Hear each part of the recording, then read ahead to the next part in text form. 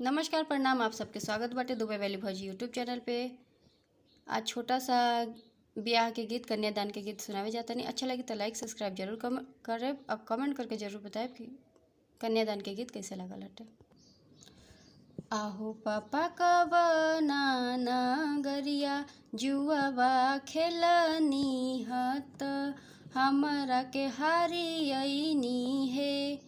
पापा हो कवना नगरिया जुआवा खेलनी हत, हमरा के हारियनी है।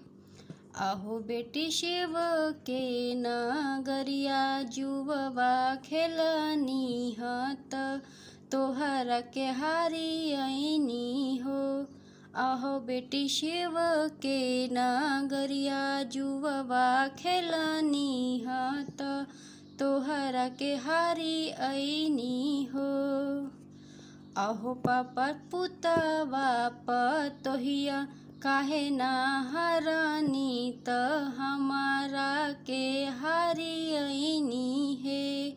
आहो पापा पुतवा पतोहिया काहे ना हरानी, की हमारा के हारियनी है।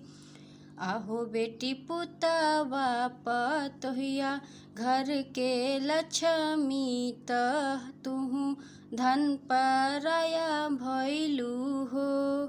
आहो बेटी पुतवा पतोहिया घर के लक्ष्मी, त तुहू धन पराया होलू हो।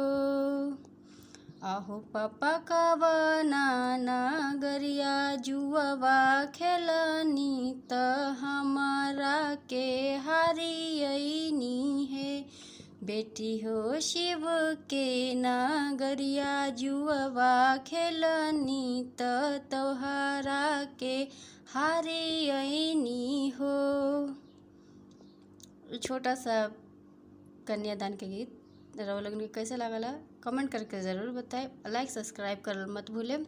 नेक्स्ट वीडियो अच्छा ही हुई।